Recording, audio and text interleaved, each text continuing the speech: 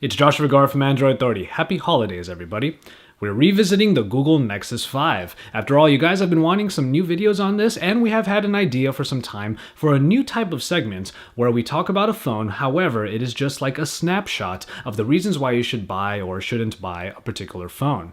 After all, we already have full coverage of the Nexus 5, including not only the 4.4.1 update that came out recently, but also our full review and a couple of comparisons. So all the information that you need out there is pretty much there. We have a lot of very comprehensive coverage. However, sometimes you just need a quick glance as to why you need a particular phone, and that is exactly what we're doing.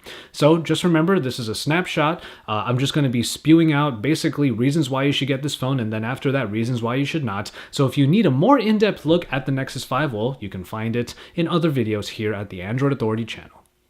You have a really nice feeling body here in the Nexus 5 with a soft touch plastic back, Nexus in landscape that makes it look really nice, and after that it feels nice in the hand. A 5-inch screen with 1080p resolution up front brings great quality to all of your media, whether you're playing it or watching it, and on the inside you have just the powerful beast of the Snapdragon 800 powering what is a flagship device at a very good price. Underneath it all you have Android KitKat 4.4 version on here that has been updated to improve what was already a somewhat decent camera and made it quite good after that.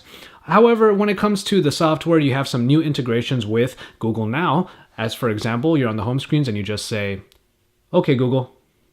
And there you go, you can have your search right away. It also looks a little bit better with some new aesthetics. And on top of all of that is, of course, the price. You have an LTE capable phone here, which is a massive upgrade from the Nexus 4, and thus you have a phone that is fast on the inside, on the mobile networks, and at $349 for the base price, you have one of the best steals of flagship devices in the Android space today.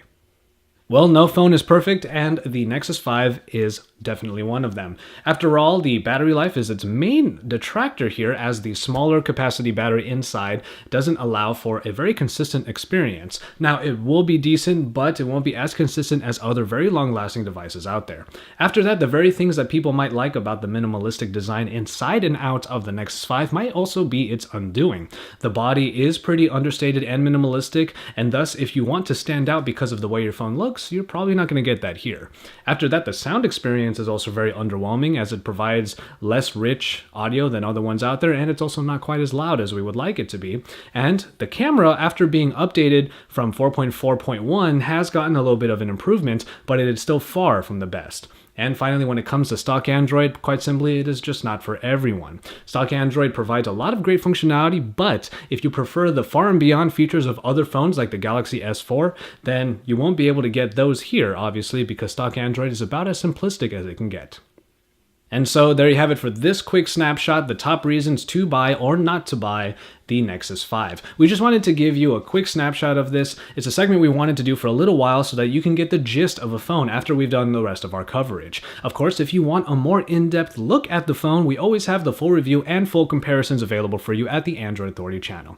If you liked this segment, hit the like button down below, and also sound off in the comments to tell us what we could do a little bit differently here, as it is a new segment. And next week, you just might see me do this for a bunch of other phones. After all, it is the holidays, and if you're looking for a particular phone that you might buy for yourself or for somebody else, we can give you the gist on a bunch of them. So stay tuned to Android Authority for all of the best coverage. Stay here for our reviews, our segments just like this, and even our event coverage, as CES is around the corner.